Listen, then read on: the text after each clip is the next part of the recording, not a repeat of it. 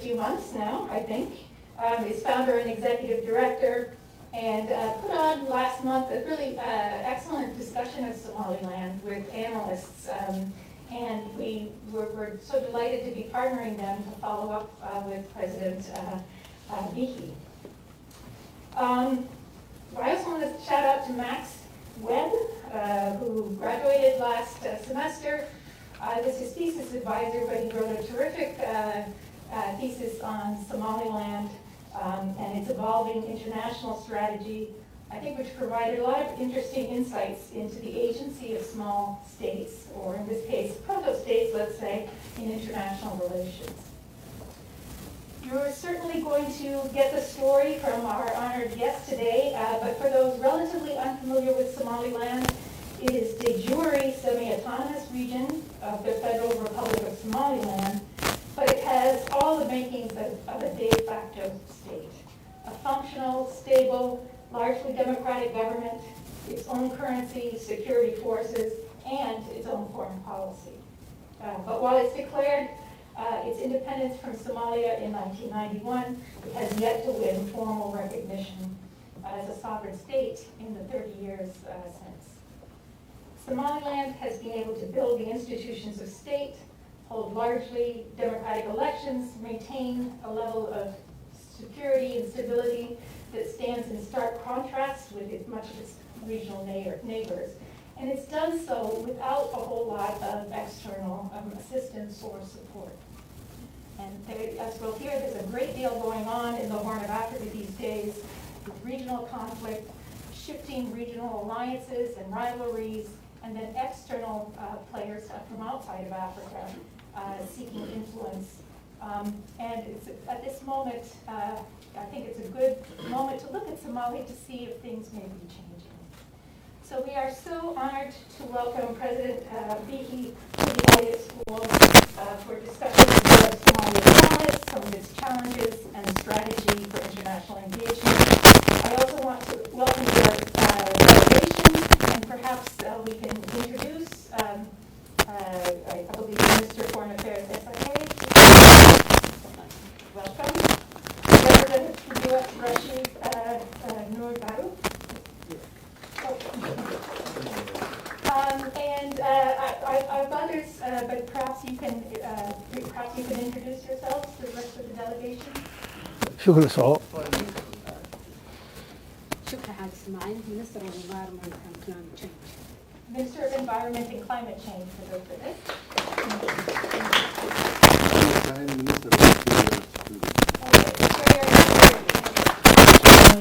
Minister of Information, Culture and Awareness. Dr. Chairman was the special advisor for Ukraine. Fantastic.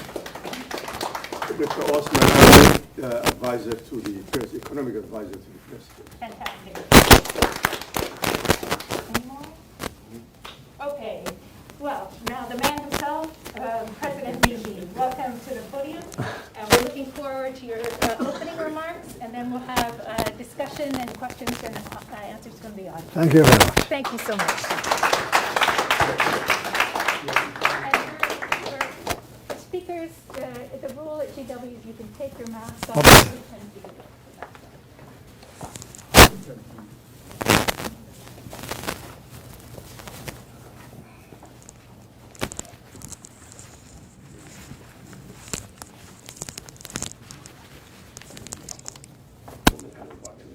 Or the podium, this one will work. Okay. Halkaad wareegno. Dhulka iska fidi.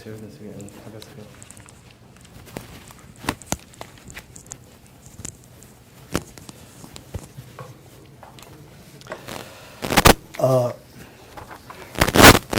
think after all, good morning, everybody.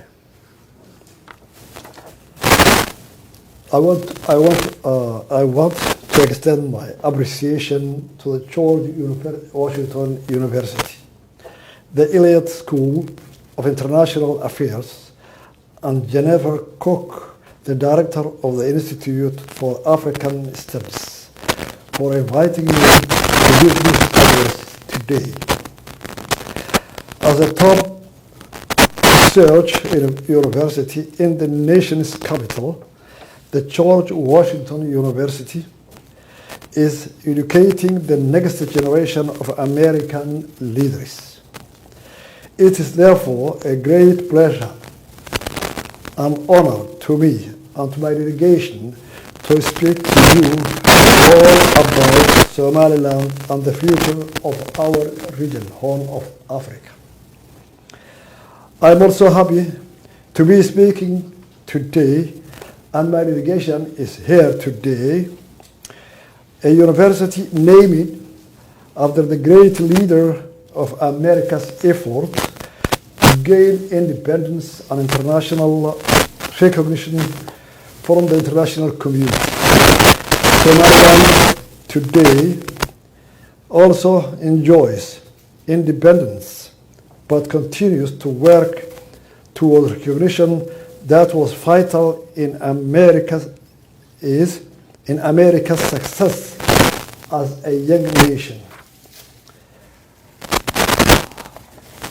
Somaliland.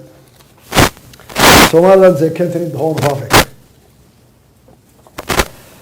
Somaliland is a former British colony, protectorate, with its international borders.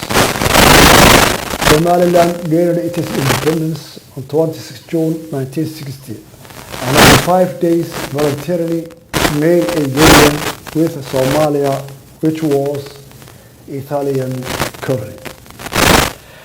Somaliland's population is 4.5 million. Area of Somaliland is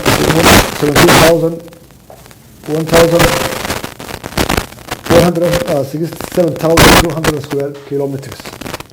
167,200 kilometers. Type of government: Democratic Republic of Somalia. Multi-political party. Presidential. 2 chambers of parliamentary system, House of Representatives and the House of Lords, or what we call the House of Commons. 6 elections, freely contested with 1 man and 1 vote. Fulfills all the requirements of a sovereign state, but unluckily, till today, not recognized by the international community. Somaliland is a peaceful country. For the last 33 years, there were only 2 events of extremist attacks in Somaliland. One was in 2008. It was an explosion in 2 offices in Hargeisa. The other one, it was 2004, with the attack in a secondary school, and they killed 2 teachers of UK citizens. And we're very sorry about it. It's stable. We are the guardians of the Red Coast from the extremists. As you know, in the Horn of Africa, there are a lot of extremist activities, Al-Shabaab, ICS, and others. We have a coast 740 kilometers, 840 kilometers. For the last 33 years, no piracy in our coasts, on our sea. No Al-Shabaab activities. It was very safe, and our people and our armed forces and security departments, with meager budgets, we have succeeded to make the Red Sea of Somaliland, especially Gulf of Aden, to be secure for the last 33 years. And that security is for all the world. Our neighbors first, Ethiopia, Djibouti, hinterland African countries like Uganda, Kenya, and all the way to America and to Europe. We save in our part of the world.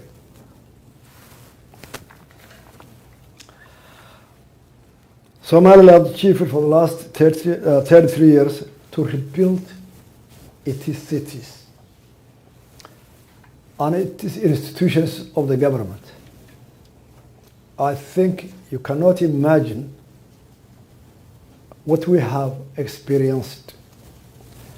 Our government, the army we paid with our taxpayers' money, the aircrafts, jet fighters, the artillery, and the tanks bombarded all our cities in 1988. The capital was reunited at zero, the same as second capital, Borough, and most of our cities were reunited to zero. Then we liberated our country without any government institutions, no police stations, no jails, no security apparatus, no hospitals. So we started from zero ground. But after 33 years, we have built all our cities, and most of them are booming today, and we have succeeded to rebuild all the departments of the governance, not only governance, governance, democratic, with 6 elections for the last 22 years, without any help from any government. We have small assistance from the NGOs. So, we rebuilt educational departments, and today we have built over 1,000 schools in our regions. And in every region, 6 regions, every region built a university. We rebuilt healthcare, health departments, over 400 healthcare centers, hospitals, and clinics, and in the campus of the main regions. Somaliland is proud of that. It's a liberal free market, absolutely free market of economy. 90% of our GDP is in the hands of the business people in the market. GDP of Somaliland is 3 billion in the year 2021. International trade, 1.6 billion in the year 2020.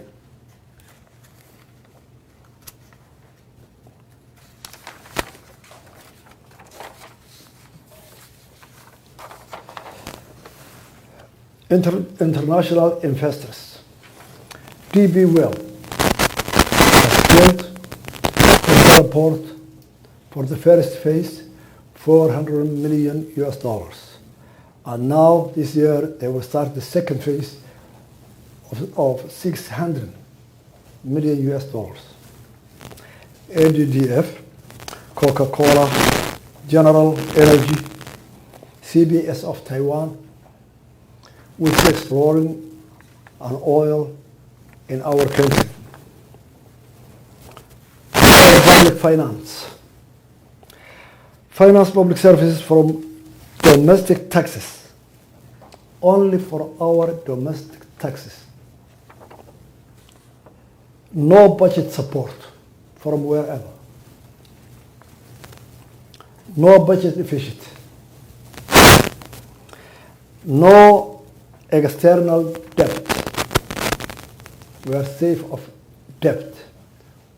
We have built with all our institutions, hospitals, schools, infrastructure, with only our home domestic taxes. International relations. We have representatives in 28 countries all over the world. Consulates in Hargeisa are from Kenya, from Djibouti, Ethiopia, United Arab Emirates, Turkish, Taiwan, from offices.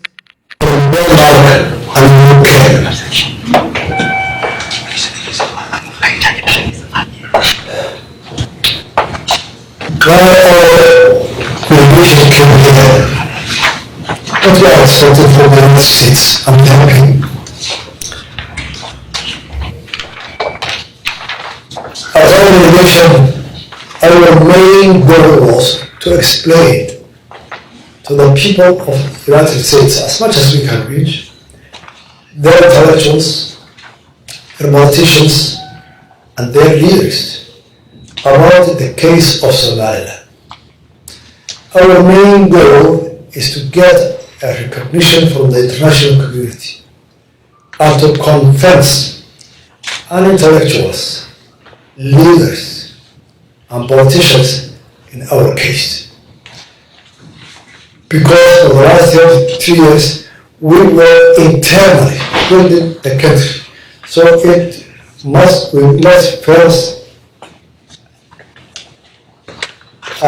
clean our house to build our internal institutions. So everyone whom we are talking with to be convinced that there is a government and institutions who are working efficiently. So now we have a chance to explain our case to the world. So that's why we came to this visit. Sure, we are aware of that. We cannot gain a recognition in one delegation or few days. We know it's a long path to go, but we believe that every long journey starts from one step. So we have now explaining to the United States administration when we met them, since we are starting to explain our case and our goal is recognition, we need now to start an engagement in many fields. Engagement and to work, to cooperate. Our country locates a very strategical position in the world. The Red Sea, our border, the furthest western border, that historical town of Zara is only 70 kilometers from the Babylon. I think over 35% of world trade goes through Red Sea. Most of the extremists, Al-Shabaab and others, are in our neighbors, in the Horn of Africa. So we're kept here to have an engagement with the United States administration for the safety of their country and for the safety of the world trade. Besides our delegation, there was another delegation with us. It was all businessmen.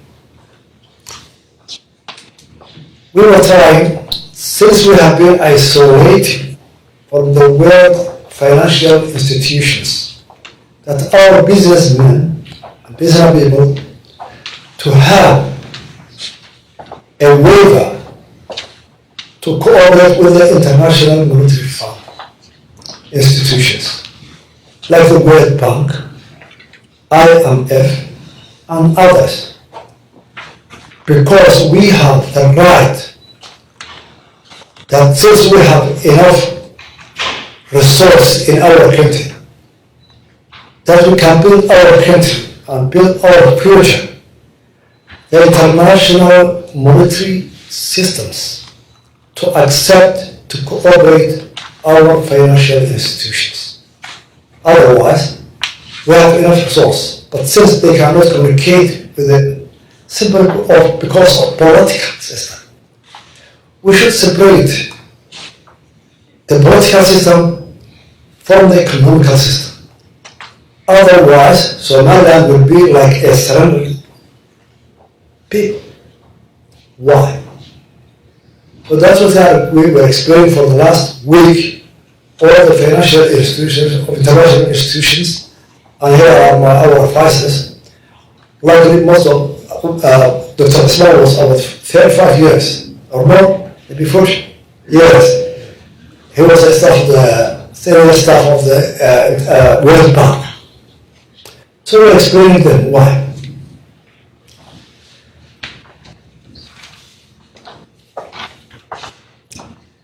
US collaborations, security and intelligence collaboration.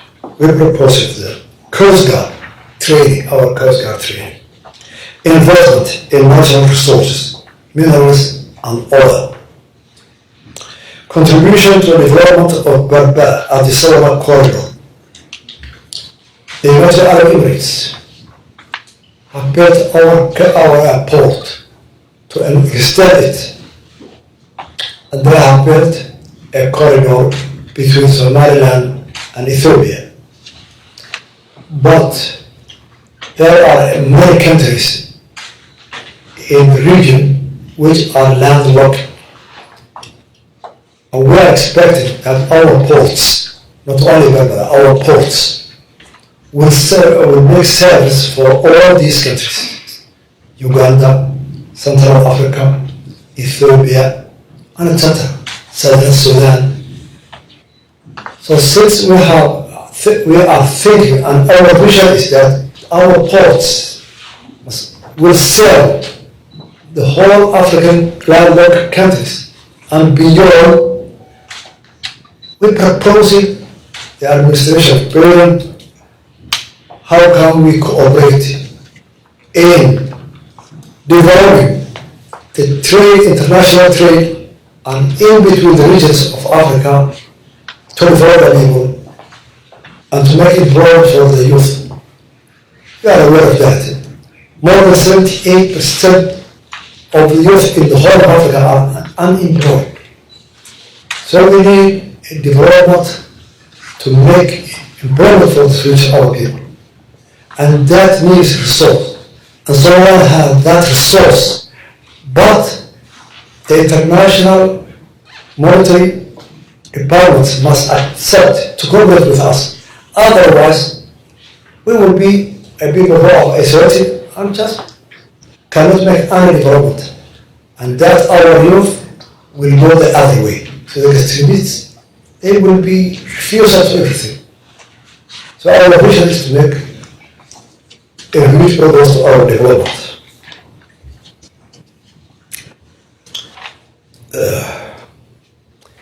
Elections and democracy.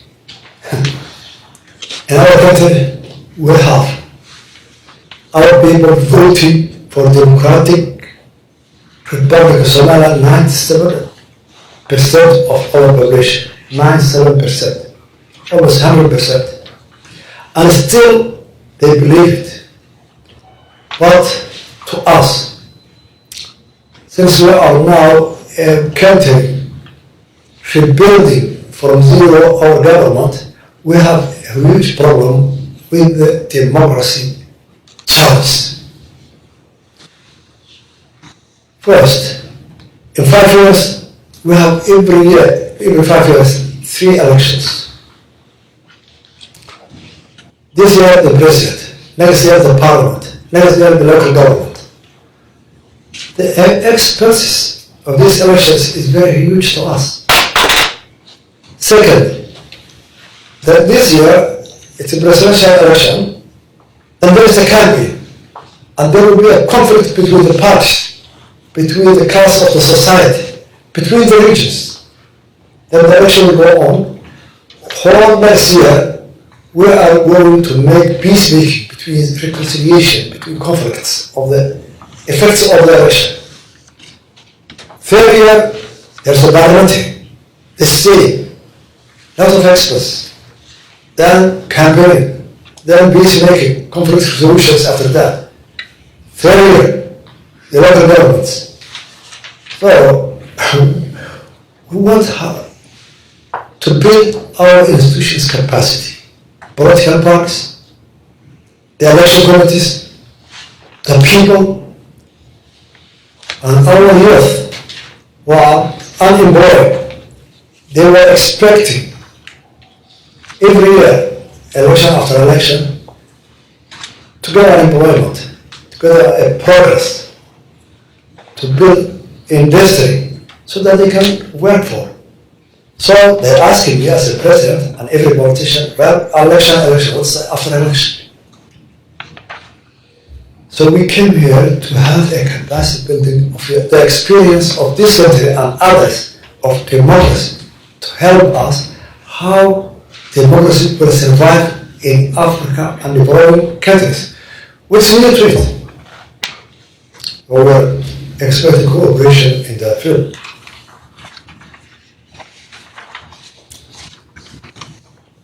We have proposing there that this administration or United States government should open a consulate in Hargeisa. Why? In the summertime, nearly 20,000 American citizens go their holidays, their children and families to Somalia. So they need consulate service. They need unserviced consulate.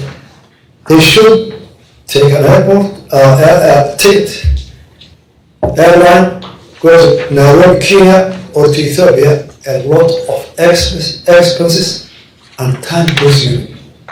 So first, that consulate will serve the citizens of American citizens, and it will be a good channel that they can work with Somaliland government and people. So that is our proposal. Since there are more than 15 countries have offices in Somaliland.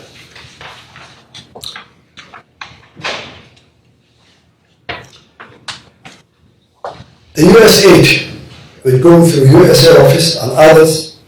It goes through Mogadishu because the United Nations have,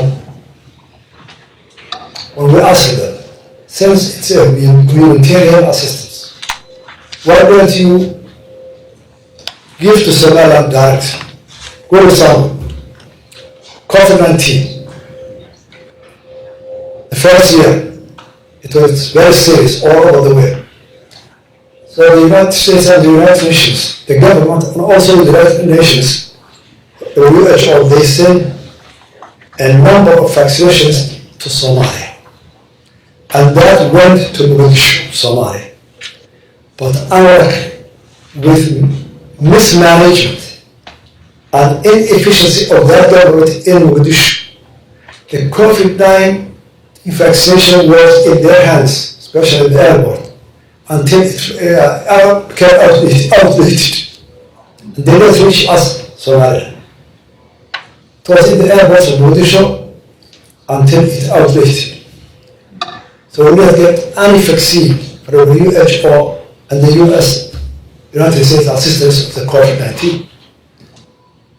So we are proposing all humanitarian assistance to our country must be directed to the people who we are targeted to give them, not the government.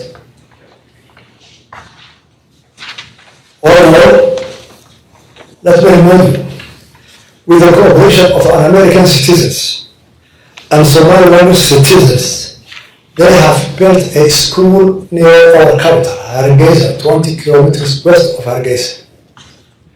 That school was very successful for the last 10 or 12 years. Now there are 200 students from grade 7 to 12, and 50% of them are girls. Those who have been graduated are all in the universities of American universities. Every state has students from above.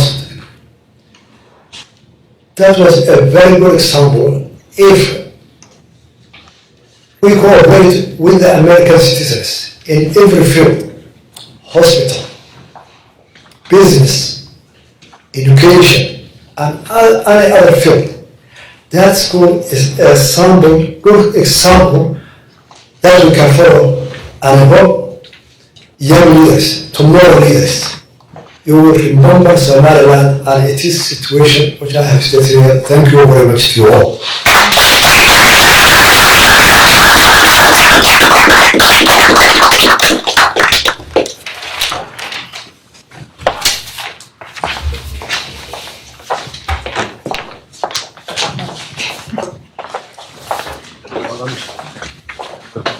Yeah.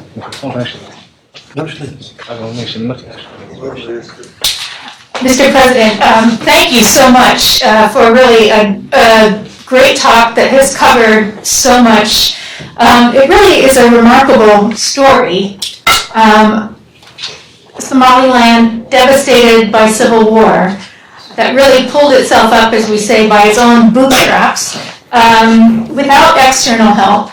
And it makes one wonder if perhaps the absence of external help was actually an advantage.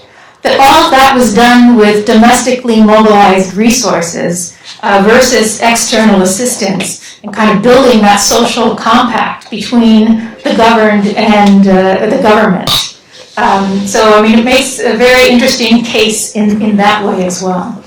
On the question of recognition, just for those not familiar, the reason that it is important that Somaliland was independent for 5 days is that the African Union and the Organization of African Unity, its predecessor, has made kind of the principle that you do not recognize a country, but that it would stick with the borders inherited at independence, the colonial borders left at independence. And with very few exceptions, that has maintained. And Somaliland's case is that actually the borders that they inherited at independence had it as a sovereign independent state that then voluntarily united with Somaliland. So the case is a strong one in many ways, and yet the African Union has been hesitant and I wonder if you see that changing. What are the factors that might? Because I think it's unlikely that the United States or others are going to step in front of the African Union on an issue like that. But do you see that evolving and changing as? And what might be the factors that make that change the African Union's stance on that? We can take a couple of questions if you'd like, or Welcome. okay. So that's just the one. Yes, sir. And microphone's coming. I grabbed one of them. Oh, right. Okay. Oh, that's it. Oh. Thank you, Mr. President. I want to ask you a question about international engagement. So, what kind of factors that is in play to let your government decide that you want to look for U.S. for help instead of China? Is it economic commitment or the way of doing things that's different between China and the U.S.? I think yours is working. I think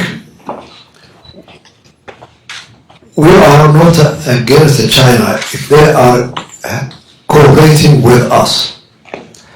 But when we have made a cooperation with Taiwan, the China government was very angry about it.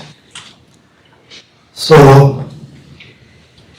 but we believe that we have the right to cooperate with every government.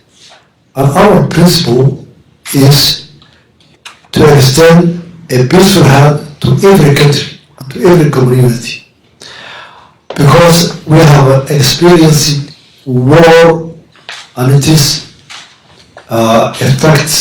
negative effects for the last 40 years. So we are ready to cooperate with the Chinese government if they are ready for that. But if they are not, doesn't matter, they have their own rights and we respect their situation. The United States, we came here because we have met a lot of times their diplomats, their intellectuals, and then after a long discussion with the United States government, we have agreed to enhance our cooperation in many fields. And that's why I came here. And we are trying to reach every country and every community, because it's our responsibility to convince everyone. Our case, it's that historically it's right, morally it's right, international law it's right to be recognized in our country. And we have fulfilled all these factors. Thank you very much.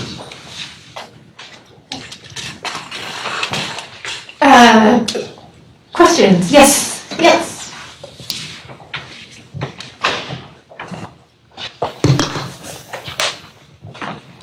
Thank you so much for coming, Mr. President. In the interest of developing the existing democratic system in Somaliland, what would you say is your top priority if the U.S. were to potentially engage in this agreement?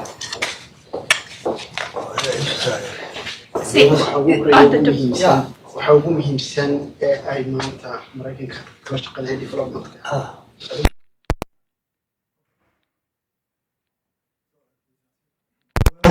Our first priority is recognition, but we know the situation is not right for that. Political in the United States. Then there is steps to be taken and understanding before the recognition. So our main issues to cooperate the United States of America, number one is security. We are in a very fragile region of the world, and there are a lot of conflicts in that region. I think you know we have about Somalia and Shabab. And you know all the region, a lot of conflicts. Sudan, now the government is shaking. So all our neighbors are not in a good shape, most of them. So first, we need cooperation with the security to our country and to your country and to the worldwide to make cooperate the safety of the Red Sea. Second, we want to cooperate social service, education, water, health. Top priority for our people. Third, how to reduce the unemployment of our youth. And that's why we brought here our businessmen, so that to get away that our business have a chance to work with the World Bank and international financial departments. So these are the top priorities we are proposing to operate, and we understand a lot about it. That's first, security. Second, social service for our people, health, education, etc. And third, how to reduce the unemployment in our country. And to get a channel, our businessmen, our free market to work, the free market of the world. These are for us, our priority today. I wonder if I might just ask one question on the unemployment. I mean, how do you see structurally being able to employ, the very large youth population? Do you see a path to industrialization, or do you have what's the strategy for transforming the economy? Amongst employment, I think we need what Eisenhower have done in America after the Second World War. That's to build the infrastructure.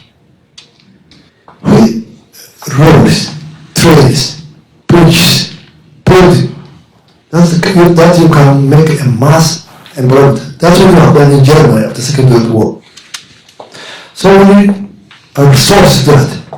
To some extent, we have the resource, but our resource has the rate. Then we will use our resource first, and if you help us, it's fine and good. So we know we have the system. We have enough sea coast with virgin fishes, and what you call it now, blue corn, minerals, oil, in our sea.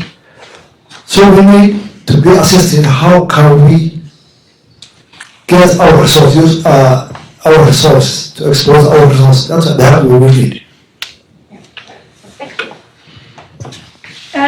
Professor Brinkerhoff. Jennifer Brinkerhoff, a professor here. Mike's coming.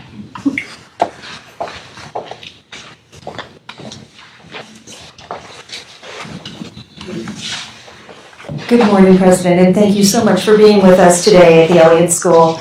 I wondered if you could speak to us a little bit about the contributions of the Somaliland diaspora to the development and stability of the country. Thank you. Very good question. I forgot to mention my points when I was in the meeting. Thank you very much. Remind me that. The diaspora of Somaliland, they took a major role to rebuilding our country. When we were building the country from zero level, the only people who built most of the institutions that were today are the diaspora. Telecommunication, infrastructure, hospitals, schools. They took the great share on contributing to all these institutions. Up to date, the climate change has affected negatively to most of the Horn of African countries. Today, for the last 3 months, there was a drought. And the diaspora, the Somaliland, they have contributed 40% of the expense of assisting the nomads and the farmers who have been negatively affected by the climate change. So they are playing a role that's very historical, and that people knows thanks to them, our diaspora. We thank them a lot, and still they continue to their support. Good example is Dr. Ismail Xidhiidhka. He has a big free market politics in Hargeisa. Around 50% or 100% are employed the youth in his assets. So they do a wonderful job, our diaspora. Thank you. Yes, sir. And then yeah.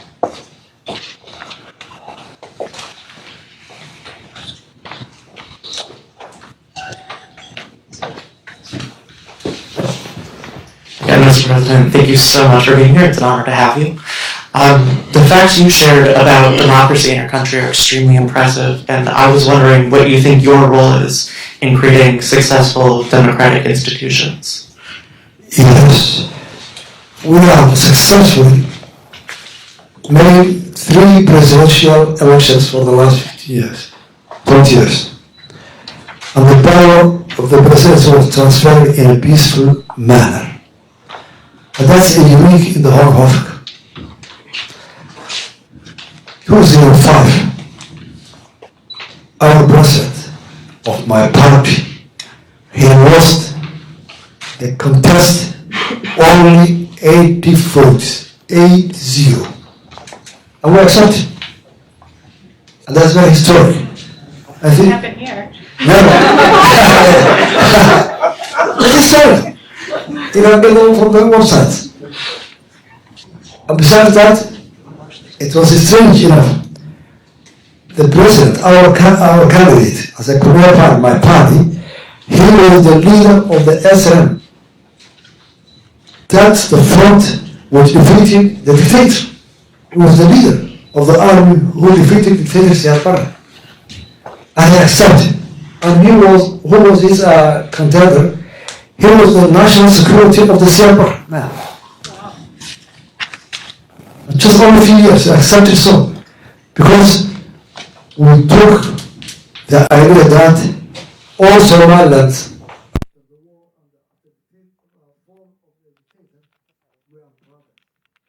those who were in the guerrilla, in the SRM, those who were in the system of Sierra, we are all Somalilanders. So we joined hand to hand. So we have succeeded 3 presidential elections. 3% local government elections, changing the mayors in a very peaceful manner. 2 parliamentary elections within 25 years. And that was very, very huge pressure to us, economically, security, social. So that's why I'm proposing to the United States government to assist the democratic institutions, which are very new to us. And it has a pressure to our economy, to our security, to our social behaviors. Campaign is a campaign. We will remember the last campaign, whatever the capital held. What do you think about Somaliland? Thank you very much. Don't remind us. Let's see, Max, and then we're gonna check in, I'm sorry, let's go to Siaka first, and then Max, and then we'll check in on Zoom questions. So Siaka. Sorry, I'm not making it easy for the mic. Thank you. Good morning, President Abdi, and thank you for gracing us with your presence here. Going back to Jennifer's question about the role the African Union is playing and what are the prospects of them recognizing Somaliland, and also what about Great Britain having won your independence from them? Has there been any consultation with that party? Thank you. The African Union have sent a delegation to Somaliland 2005. And that commission, they conclude their report that the search of Somaliland of recognition is historically and legally unique to African continents. They use the word unique, and they explain it. Unique, Somaliland is in the borders of the colonial time. And again, it is independence in 1960. At that time, 26 governments, including the United States of America and Israel, have recognized Somaliland. 26 countries. So they voluntarily joined with their brothers, with the vision and aspiration of to make a government of all Somali speaking language or ethnic Somalis. Those in Kenya, those in Ethiopia, and those in Djibouti. As if you have seen the Somali flag, it's a blue, as an Indian Ocean, not to see. And 5 stars. 5 stars is what? 5 Somali ethnic communities under the colony at that time. Djibouti, ethnic in Ethiopia, ethnic Somalis in Kenya, and Eritrea and Somaliland. But that vision was failed. That vision was failed. It's all man have all time collects the history. The Secretary Harton sends regards to Somaliland independence. Press release number June 27, the United States. Oh, interesting. The letter of recognition. The recognition of the United States at that time. So, historically, it's right. Internationally, legally. Somaliland was voluntarily united Somalia and voluntarily retreated from the Union when the Somali government collapsed in 1991. So they concluded to that. Still, they don't accept the recognition, but they cooperate with us. You know, we have the problem. Every country, every president, every organization we met said, yes, you have every right, but we will not be the first.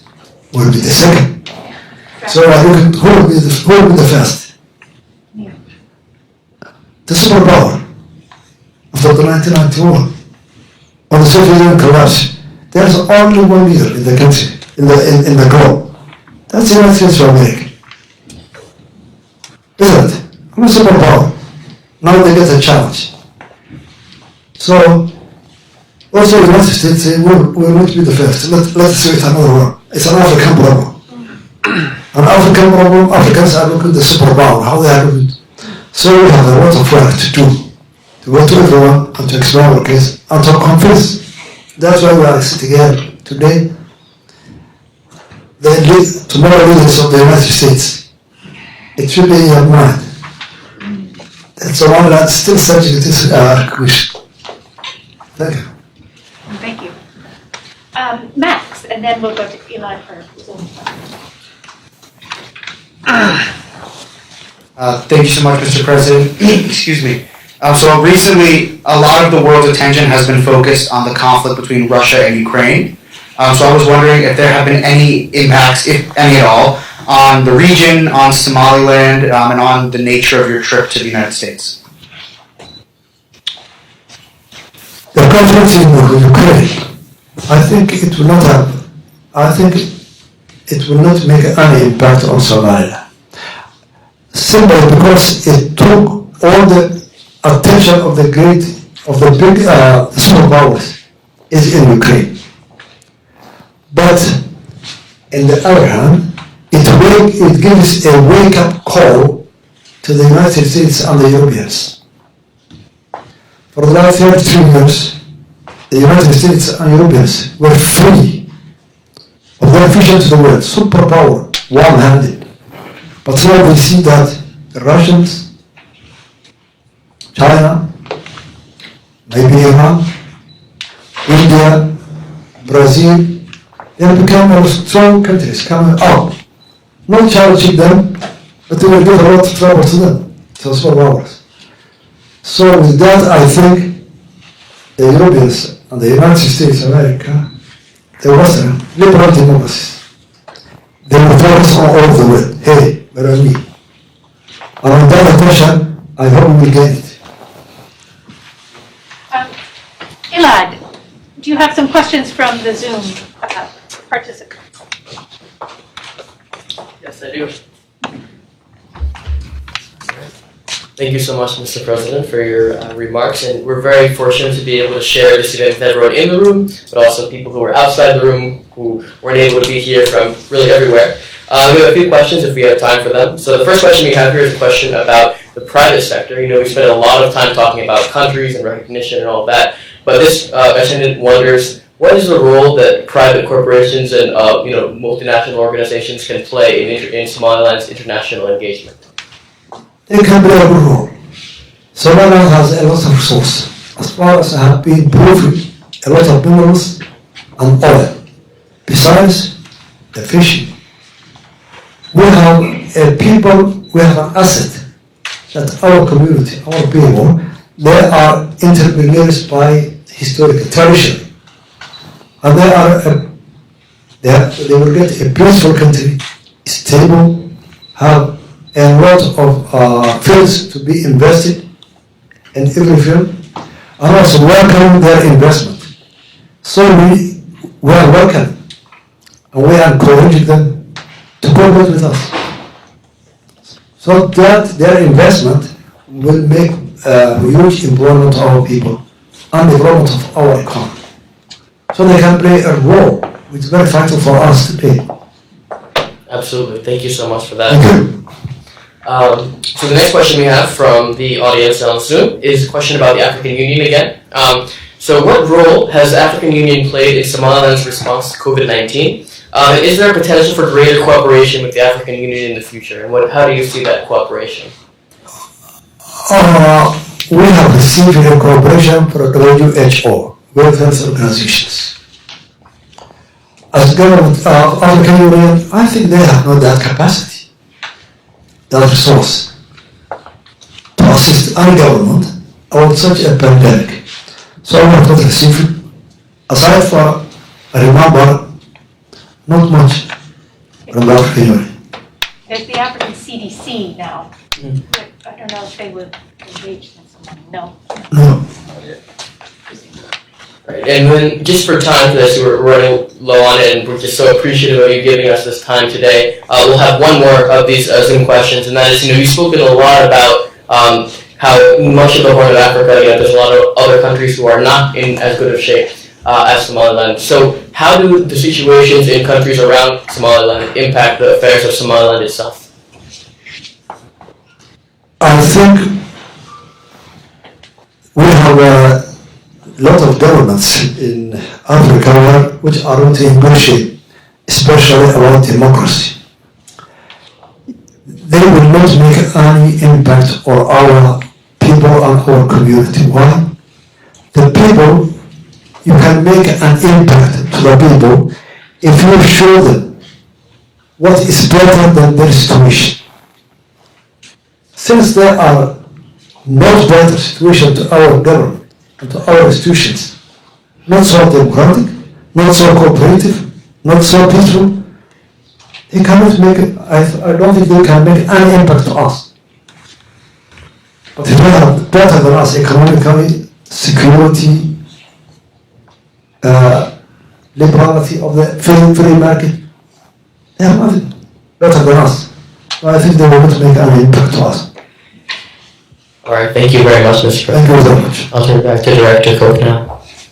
We are at time, and I just want to thank the President for spending this time with us. Somalilanders that I've talked to have said that they are extremely proud of their President, and I don't think there can be a better tribute to a leader for kind of thinking strategically about Somaliland's place, its engagement in foreign affairs, and in its kind of domestic development. And so I think we've gotten a sense of that from you today, where that pride comes from. I hope for those of you who have been less familiar with Somaliland that you'll be watching the news, doing some reading. It's a fascinating case and a great place to vacation too, I'm told. To you and to your delegation, thank you so much, and we will certainly be watching out for Somaliland.